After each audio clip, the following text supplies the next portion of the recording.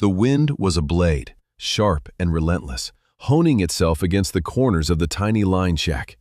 It stripped the last of the warmth from the rough-hewn planks, leaving a cold that was less a temperature and more a presence, a living thing that seeped through the walls and settled deep in the bones. Sera felt it in the marrow of her own, a cold that mirrored the one spreading from the gash in her thigh. She had been in the shack for a day and a night, a prisoner of the sudden blizzard that had ambushed her on the pass. The wound, a stupid slip on ice-slicked rock, was the least of her worries. It was the other ache, the one that pulsed with a dull, familiar fire beneath the wool of her dress, that kept her awake. Fear was a constant companion, but this was different. This was the terror of being cornered not by a man, but by nature itself, and finding it just as cruel. She had rationed the last of her dried jerky, her stomach a tight knot of hunger and dread. The fire was dying, the small pile of wood she'd found in the corner dwindling to splinters. Outside, the world had vanished into a churning vortex of white. There was no up, no down, only the howling gale and the endless fall of snow. It was a shroud, and she was being buried alive in it. She pressed a hand to her thigh, the cloth of her trousers stiff with frozen blood. Pain was an old friend. It was the helplessness that was new. Elias had taught her pain, had mapped it across her skin until it was a language she understood better than words. But he had never left her truly alone. His presence had been its own kind of prison, but it was a known one. This vast, indifferent wilderness was a cell without walls and without a keeper, and it was infinitely more terrifying. A sudden, violent slam against the door made her gasp, her heart seizing in her chest. It wasn't the wind. This was a solid, deliberate weight. She scrambled back, grabbing the rusted iron poker from the hearth, her knuckles white. The bar was thick, but the wood of the door itself was old, groaning under the assault. Another thud, heavier this time, shook the entire cabin. She held her breath, listening to the scream of the wind, trying to parse the sounds. A voice, deep and guttural, was lost to the storm. Man. It was a man. Panic, cold and sharp, lanced through her. She was trapped, injured, a woman alone. The trinity of victimhood she had spent the last 6 months trying to escape. The bar shuddered. A crack appeared near the latch. She thought of Elias, of his fists, of the way a door had never been a barrier to his rage. The memories came unbidden, a torrent of sharp-edged images. She squeezed her eyes shut, pushing them away. Not now, not him. The poker felt flimsy in her hands, a child's toy. She was a cornered animal, all teeth and terror, with nowhere left to run. The wind howled a final mournful note, and then, with a splintering crack, the bar gave way. The door flew open, torn from its leather hinges, and a wall of snow and ice blasted into the small room, extinguishing the last of the fire's embers in a hiss of steam. A figure stood silhouetted against the maelstrom, a giant carved from night and snow. He was broad, covered in thick furs, his face obscured by a low-slung hat and a scarf wrapped high around his jaw. He took one step inside, then another, bringing the storm in with him. He kicked the broken door shut, the sound a dull thud in the sudden, muffled quiet. He didn't speak. He simply stood there, letting the snow melt from his shoulders, his breath pluming in the frigid air. Sera remained pressed against the far wall, the poker held out in a trembling hand.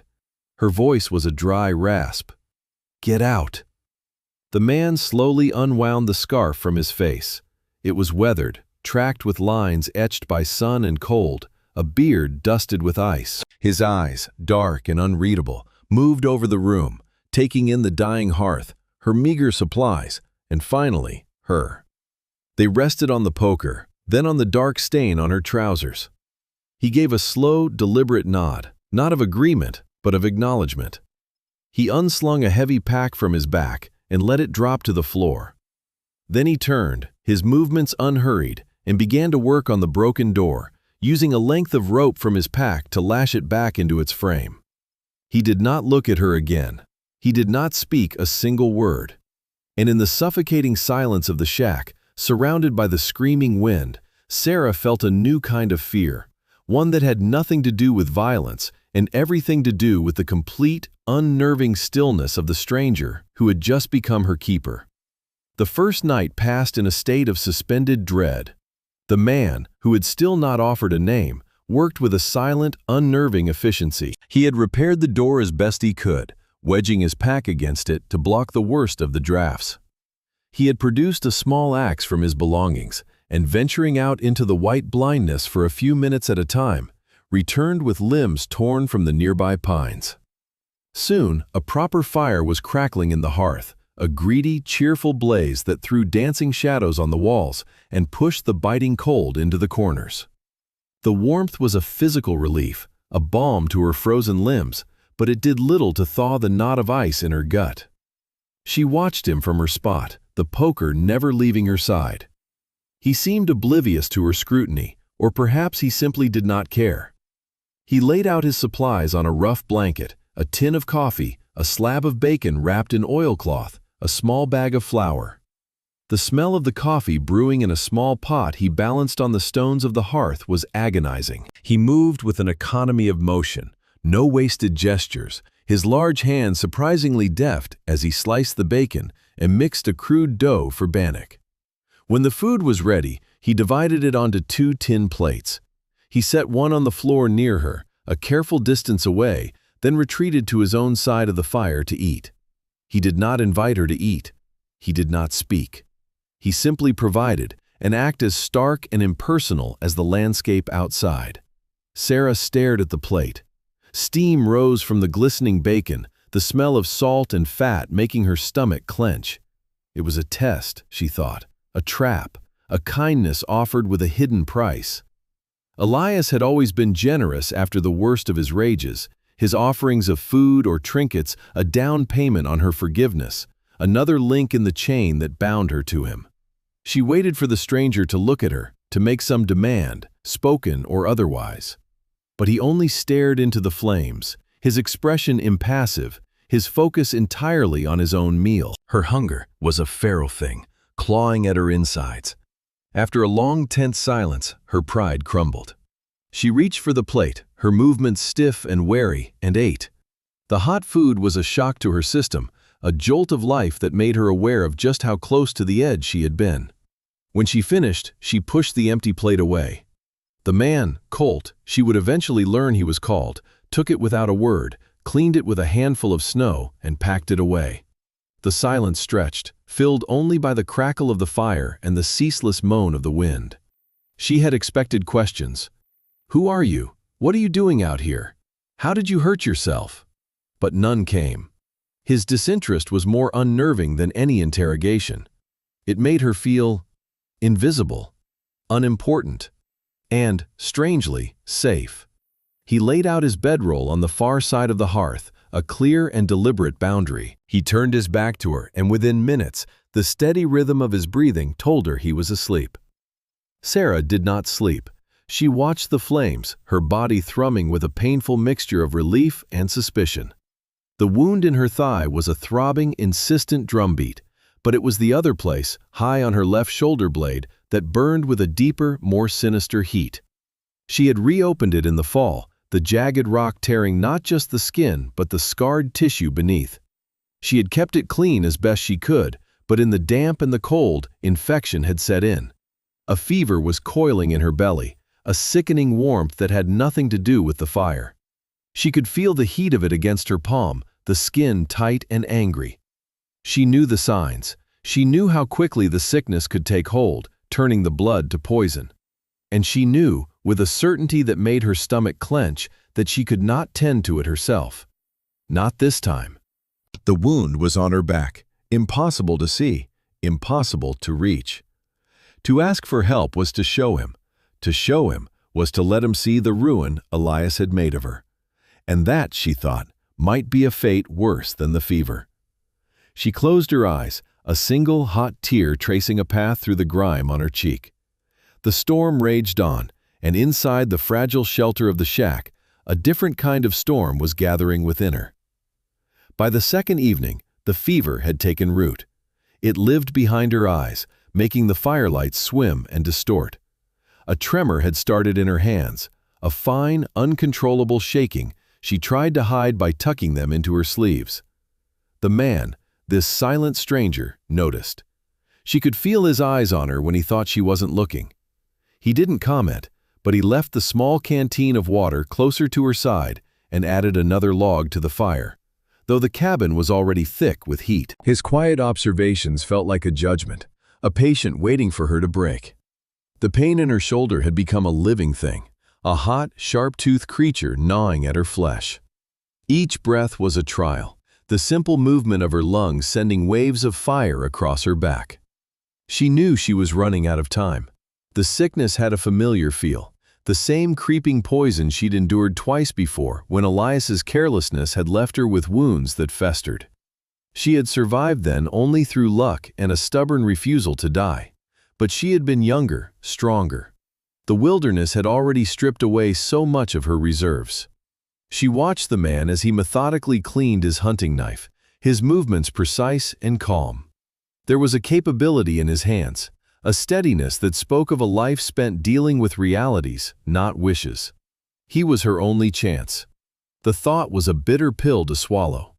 Trust was a foreign currency, one she had lost the ability to trade in. Every instinct screamed at her to hide her weakness, to never show the damage. It was the first rule of survival she had learned in her marriage. Vulnerability was an invitation for more pain. He looked up, his gaze meeting hers across the flickering firelight. It was the first time he had held her gaze for more than a fleeting second. His eyes were not unkind, but they were intensely clear, stripped of any artifice. They simply saw. And in that moment, Sera knew that he saw the fever, the tremor, the fight she was losing. He wouldn't force the issue. He would wait. He would let her die here, if that was her choice. The realization was both terrifying and, in a strange way, liberating. The choice was hers. It was a power she hadn't wielded in a very long time. Hours passed. The fever climbed, and the world began to fray at the edges. She drifted, caught in a fever dream of the past, the smell of whiskey and wood smoke, the sound of a heavy boot on a floorboard. She jolted awake. A cry caught in her throat. He was still there, watching. The fire had burned low, her resolve shattered. The fear of dying alone in this desolate shack finally outweighed the fear of being seen. Her voice, when it came, was a brittle thing, a whisper that barely disturbed the air. "I need help." He didn't move immediately. He just watched her, his expression unchanging. He gave a single, slow nod. The silence that followed was her opportunity to retreat, to say she had misspoken, but she held his gaze, the plea evident in her fever-bright eyes. "My back," she managed, the words tasting like ash. "I can't reach." He rose to his feet, his shadow looming large on the wall behind him. He moved toward her, not with menace, but with a deliberate, unhurried gait. He knelt before her, his presence filling her small space, and waited. This was the moment, the unveiling. Her entire body trembled, a violent, full-body shudder that was only partly from the fever. Shame was a physical force, a hand closing around her throat. She couldn't look at him. She turned her body, presenting her back to him as she had been forced to do so many times before, a gesture of submission that was burned into her very soul. Her fingers, clumsy and shaking, went to the collar of her dress. The rough-spun wool caught on her dry skin. She took a ragged breath, the air searing her lungs. The fabric felt impossibly heavy, a shroud she was about to pull back from a corpse. Her whisper was the sound of a breaking thing. "Please, just look." She pulled the collar down, exposing her shoulder, her neck, the top of her back to the cool air and the stranger's gaze. She braced herself for the sharp intake of breath, the muttered curse, the inevitable, disgusted question. "What in God's name happened to you?" She waited, her muscles locked, her eyes squeezed shut, every nerve ending screaming. But the question never came. The silence stretched, thick and heavy. It went on for so long she thought perhaps he had left, had walked out of the cabin and back into the storm, unable to witness the ruin of her. She risked a glance over her shoulder. He was still there, kneeling behind her, perfectly still, but his face. It was not disgust she saw there. It was a profound, wrenching stillness. His gaze was fixed on her back, and in his eyes was an expression she could not name, a darkness that seemed to swallow the firelight. He saw the angry, weeping gash from her fall, and he saw the landscape on which it was carved. He saw the mangled, puckered terrain of an old burn, a constellation of melted and reformed skin that sprawled from her shoulder blade down toward her waist. It was a brand, a mark of ownership, its edges too deliberate, too precise to be an accident. It was the story of her life written in a language of pure violence.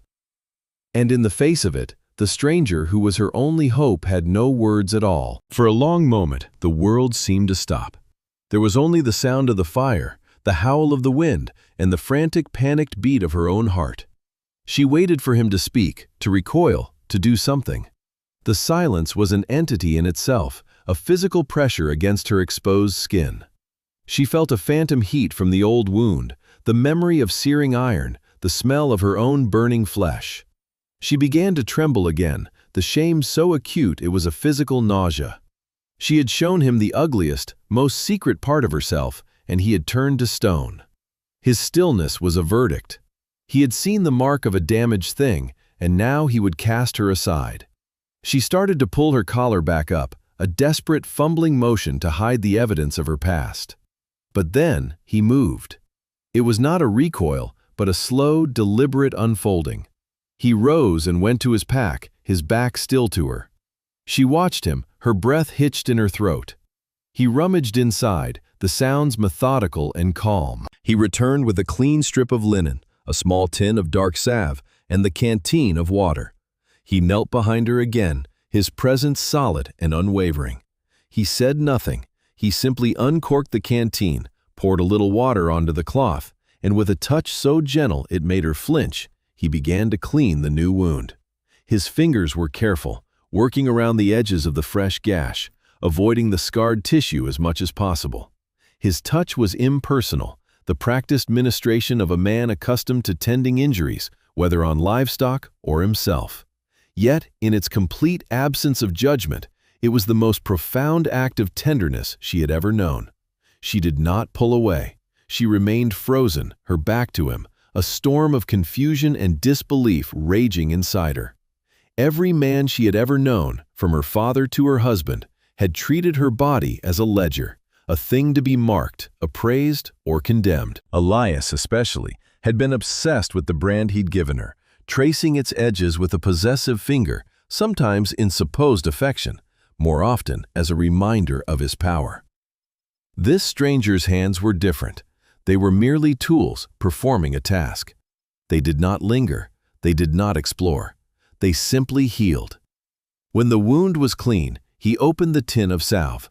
The sharp, clean scent of pine and something medicinal filled the air. He applied it with the same detached gentleness, his fingers brushing against the ruined landscape of her skin without a hint of hesitation or revulsion. She could feel the cool relief of the ointment sinking into her inflamed flesh, a stark contrast to the fire of the infection. He finished by placing a clean pad of linen over the wound. He did not tie it. He simply held it in place, and then, with a light touch on her shoulder, indicated that she should hold it herself while she pulled her dress back into place. She did, her movements clumsy, her mind reeling. She adjusted the fabric, hiding the secret once more, and turned to face him. He was already back on his side of the fire, adding a log to the flames, his expression as impassive as it had been when he first walked through the door. He had seen her deepest shame, the physical manifestation of her subjugation, and he had not asked a single question. He had not offered a word of pity. He had not flinched. He had simply accepted the reality of it and done what needed to be done. The silence she had feared was not a judgment. It was a gift. It was a space in which her story could exist without being picked apart, questioned, or sensationalized. It was the first kindness, the first true act of grace anyone had ever shown her in connection to her scars. In the warmth of the fire, with the storm still battering the walls, Sera felt something inside her shift, a tiny, frozen piece of her soul beginning to thaw. The third day dawned in a world of muffled white. The blizzard had not broken, but its fury had subsided to a steady, heavy snowfall that blanketed the world in a profound silence. Inside the shack, the atmosphere had changed. The tension had not vanished entirely, but it had settled, transformed from a sharp, brittle thing into a low, humming current of awareness. Sera's fever had receded, leaving her weak and drenched in sweat, but clear-headed for the first time in what felt like an eternity. The throbbing in her shoulder had eased to a dull, manageable ache. She watched the man, Colt, as he moved about the small space. He had offered her more of the hot, sweet coffee, and she had accepted. They sat on opposite sides of the hearth, the shared ritual of the morning meal creating a fragile, unspoken truce. She kept waiting for the questions. Now that the immediate crisis of her fever had passed, surely his curiosity would surface. She rehearsed the answers in her mind, the clipped, vague responses she would give. An accident, a long time ago. She prepared the defensive walls she had spent years building. But the questions never came. He did not ask about her back. He did not ask how she had gotten the gash on her leg. He did not ask what a woman was doing alone in the high country with winter closing in. His silence was an act of profound restraint, and it continued to unravel her. It was a language she was slowly learning to understand. It wasn't born of disinterest, she was beginning to realize, but of respect. He was granting her the dignity of her own history, allowing it to be hers alone. He spent the morning oiling his rifle, his large hands moving with a familiar, practiced grace. The methodical scrape of the cloth against the steel was a strangely comforting sound. He was a man who took care of his tools, who understood the value of maintenance and preparation. She found herself watching his hands. They were calloused and scarred, the hands of a man who worked, who fought, who survived. Yet they had been so gentle on her skin. The juxtaposition was a puzzle she couldn't solve. He caught her watching him and paused, his dark eyes meeting hers. She looked away quickly, a flush of heat rising in her cheeks. He said nothing, simply returned to his task. Later that afternoon, to break the monotony, he pulled a small block of pine from his woodpile and took out his knife. He began to carve, long, curling shavings falling to the floor around his boots. He worked without hurry, his focus absolute. She watched, mesmerized, as a shape began to emerge from the wood. It was a bird, a small, rough-hewn wren, with its head cocked as if listening for a sound only it could hear. The detail was simple but perfect. He wasn't creating a perfect replica, he was capturing the essence of the thing, its fragile, tenacious spirit. He worked for over an hour, the only sounds the soft rasp of the blade and the crackle of the fire. When he was finished, he held it up, turning it over in the firelight. He glanced at her, then tossed the small carving across the space between them. It landed softly in her lap. She picked it up. The wood was still warm. She ran her thumb over the smooth, carved lines. It was a simple, unadorned thing, but it felt solid, real. A small piece of life created from a dead piece of wood in the midst of a lifeless storm. It was an offering, not of pity, but of something else. A shared moment. An acknowledgement of her presence. She looked up at him, her throat tight. "Thank you," she whispered. It was the first voluntary thing she had said to him. He gave a short, almost imperceptible nod and turned his attention back to the fire. The little wooden bird felt impossibly heavy in her hand. It was the first gift she had received that had no strings attached, no hidden debt to be repaid. It was just a bird.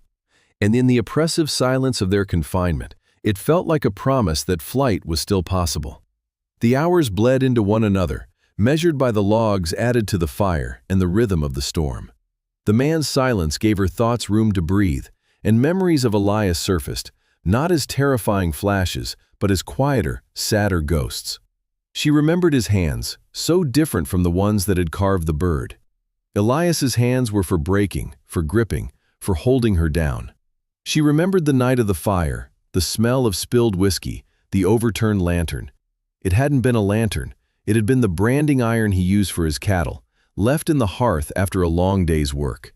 He had been drunk, enraged over some perceived slight, some meal not to his liking, some word she had spoken that he found defiant. He had called it a lesson in loyalty. He'd wanted to mark her, he'd said, so that everyone would know she belonged to him. The memory no longer brought the sharp, immediate terror. In the quiet safety of the shack, it was just a story, a thing that had happened to a person she was ceasing to be. Colt spoke for the first time that evening, his voice a low rumble that startled her. Storms letting up.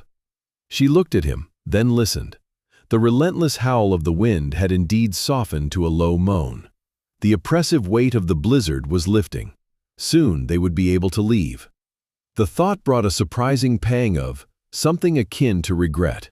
This strange sanctuary, this silent companionship, was coming to an end. "We can head out in the morning," he continued, "if the pass is clear." He was looking at her, a direct question in his eyes this time, but it was not about her past. It was about her future. "Are you ready?" She clutched the small wooden bird in her pocket. "Yes," she said, her voice steadier than she expected. In the morning. A new kind of tension settled in the cabin as the storm began to die. It was the tension of the world returning, of the inevitable intrusion of other people, other problems. The silent bubble they had inhabited for 3 days was about to burst. Sera felt it as a low hum of anxiety. Out there, she was still a woman alone, a target. Here, under the watchful, unquestioning gaze of this stranger, she had felt a strange measure of peace. She found herself dreading the dawn. As if sensing her disquiet, Colt seemed to retreat further into himself, his presence becoming even more unobtrusive. He checked his rifle again, restocked the woodpile, and ensured their meager supplies were ready for travel. His preparations were a stark reminder that their time was finite. As dusk began to bleed through the small, snow-clogged window, a new sound cut through the waning wind. It was faint at first, almost lost in the moan of the pines, but it was unmistakable. The jingle of harness, the muffled tread of horses in deep snow. Sera froze, her hand instinctively going to the poker she had kept by her side. Colt was already on his feet, his movements swift and silent. He moved to the door, pressing his ear against the rough planks. His body was tense, coiled like a spring. He looked back at her, his eyes dark with a warning she understood instantly. He held a finger to his lips, then drew the heavy hunting knife from the sheath on his belt. The firelight glinted off the long, wicked blade. The sound grew closer. 2 horses, maybe 3. Voices, rough and male, carried on the wind. "Shack should be right over this ridge. Damn fool storm, if he ain't here." The voice was slurred with drink and cold. A different voice answered, sharper, meaner. "He'll be here, and he'll have it, or she will." She. The word struck Sera like a physical blow. Her blood ran cold. She knew that second voice. It was Caleb, her late husband's younger brother. A man cut from the same cruel cloth as Elias, but with a sly, weaselly cunning his brother had lacked. After Elias's death, an accident involving a spooked horse and a poorly tied rope, an accident for which she was profoundly, secretly grateful, Caleb had started circling, convinced Elias had hidden money, a stash he believed was his by right. He had assumed she knew where it was. Her flight into the mountains had been as much an escape from him as from the memory of her husband. She looked at Colt, her eyes wide with a terror that had nothing to do with strangers. This was a monster she knew. She opened her mouth to speak, to warn him, but he just shook his head, his gaze locked on the door. The horses stopped just outside. A heavy boot crunched in the snow. "Hoy, the shack!" a voice bellowed. "Anyone in there? We're looking for shelter from this God-forsaken blow." It was a lie, a flimsy pretense. Colt didn't move. He remained a statue of deadly patience beside the door. "Show a light," the voice demanded, its friendly tone fraying with impatience. Silence from within the shack. A heavy fist hammered on the door, making the damaged frame shudder. "I know someone's in there. I see the smoke. Open up or we'll break it down." Colt looked at Sera. His expression was grim, a silent question. "Your trouble?" She gave a tight, terrified nod. A flicker of something, understanding, maybe resignation, passed through his eyes. He motioned for her to move to the far corner, away from the door, away from the line of fire. She scrambled back, her heart hammering against her ribs. This was her fault. She had brought this danger to him. The hammering on the door grew more violent. "Last chance," Caleb's voice snarled, all pretense gone. "We know you're in there, Sera. We just want to talk. Talk about what Elias left you." Colt's jaw tightened. He shifted his weight, the knife held low and ready. He was going to fight. For her. A stranger. The thought was so staggering she could barely process it. No one had ever fought for her.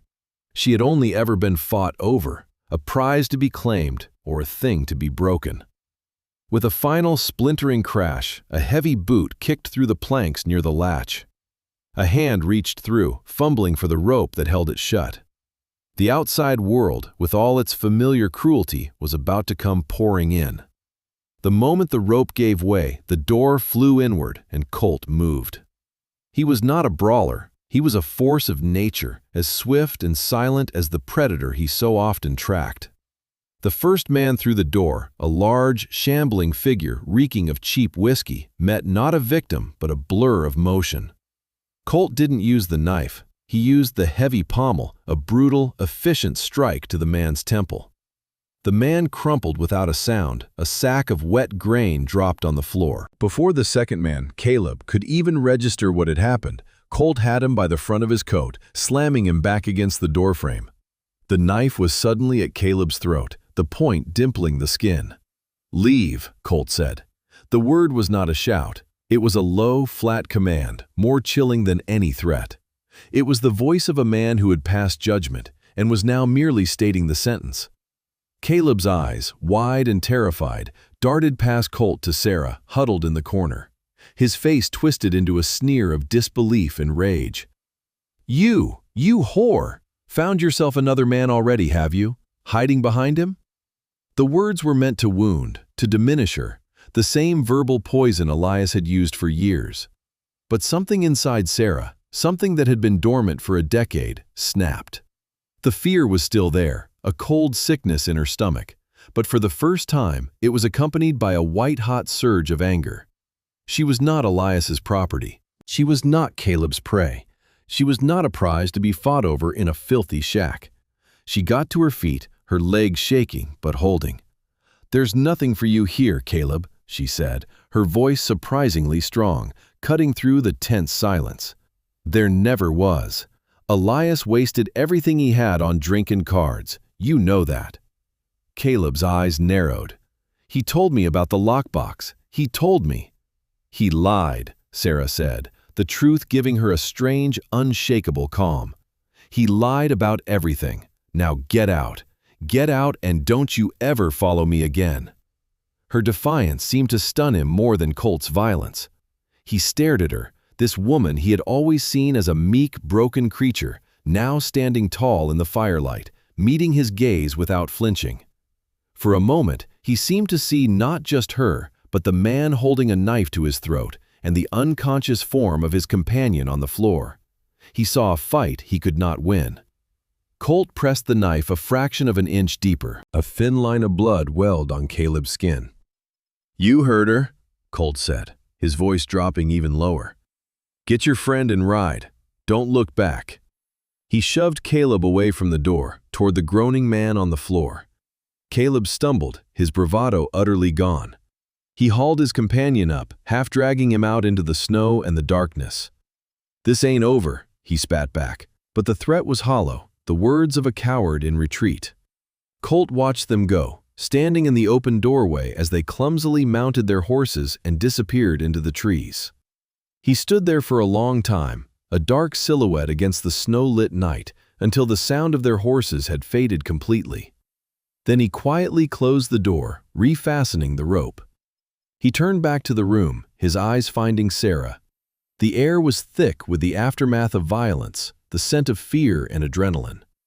He looked at the unconscious man's blood on his knife, then at her. He wiped the blade clean on a rag and sheathed it. He had protected her, had stood between her and the ghosts of her past. And still, he asked no questions. The silence that fell between them now was different. It was no longer the silence of strangers. It was the silence of survivors. The aftermath of the confrontation left a strange quiet in the small cabin.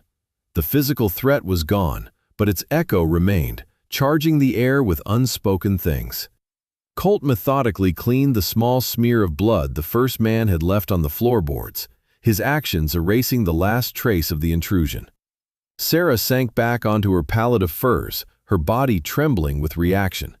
The surge of adrenaline that had given her voice now ebbed away, leaving her feeling hollowed out and fragile. She had stood up to Caleb. She had spoken the truth without fear. The woman who had done that felt like a stranger to her. She looked at Colt, who was now banking the fire for the night. He had put himself in harm's way for her. He had faced down 2 men without hesitation. He had shed blood to protect her. And for what? He knew nothing of her, save for the ugly map of scars on her back. He finished with the fire and turned, his gaze settling on her. She expected him to finally speak, to ask for the explanation he had more than earned. Who were they? What did they want?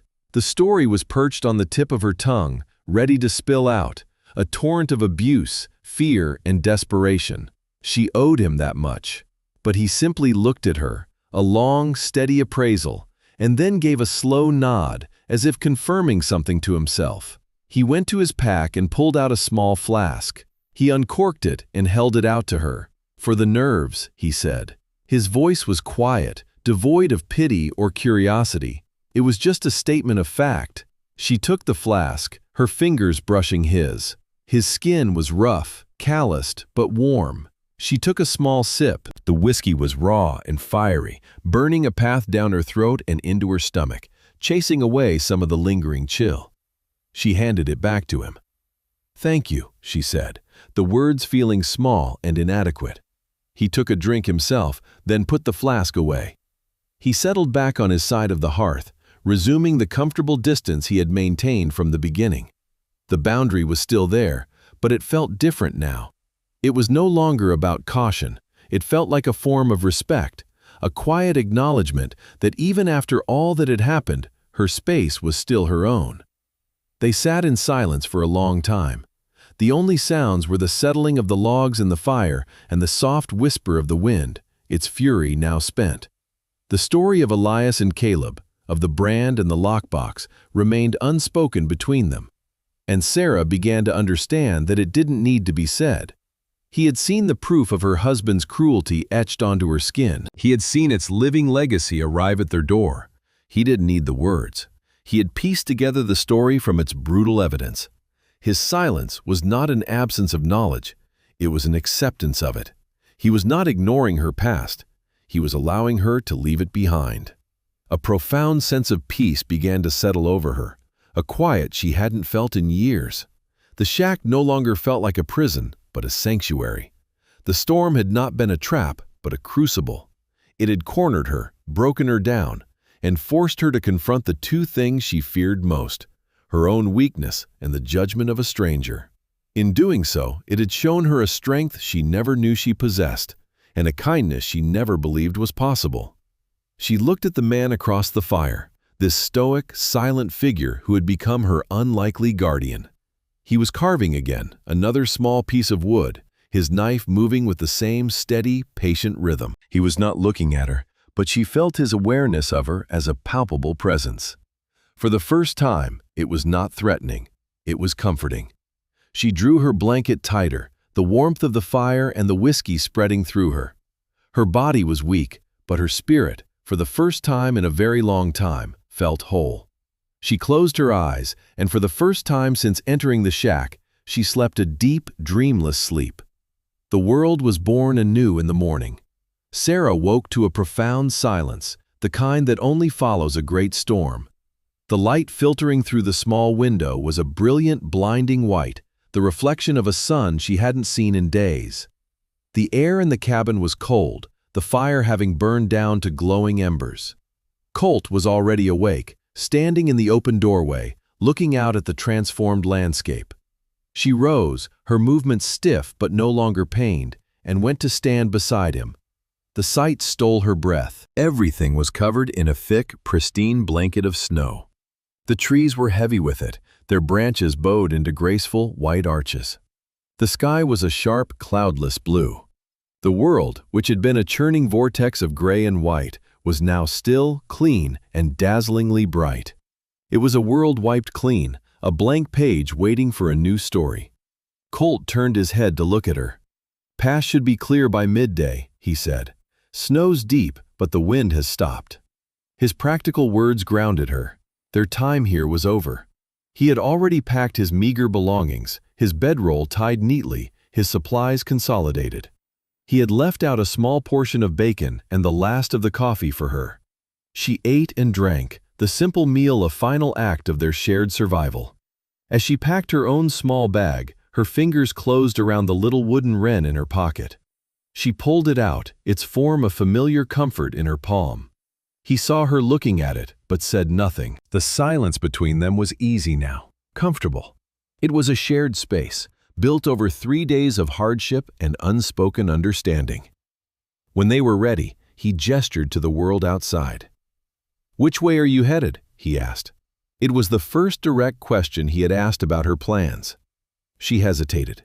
She had been running from something, but she hadn't had a destination. Her only goal had been to disappear. "West," she said, the words sounding vague even to her own ears. "There's a town, Sutler's Creek. Thought I might find work there." He considered this for a moment, his gaze sweeping over the vast, intimidating expanse of snow. "It's a hard ride alone," he stated simply, "especially after this." He didn't need to elaborate. He meant her injuries, the confrontation, her lack of supplies. He turned to face her fully, his expression serious. "I'm heading north, to the trapping lines. It's another week's ride. You could come. There's work there, cooking for the camp. It's honest. Safe." It was not a proposal, not an invitation into his life. It was a practical offer, a solution to a problem. It was an extension of the same quiet, respectful care he had shown her from the beginning. He was offering her a path, a direction, a place where she would not be a refugee, but a worker, a place where she could be useful. Safe. The word hung in the air between them. Safety. It was a thing she had craved like water in a desert. Looking at him, at his steady, unreadable eyes, she believed him. Safety was not an absence of danger. It was the presence of someone you could trust to stand between you and the threat. He wasn't offering her a new life.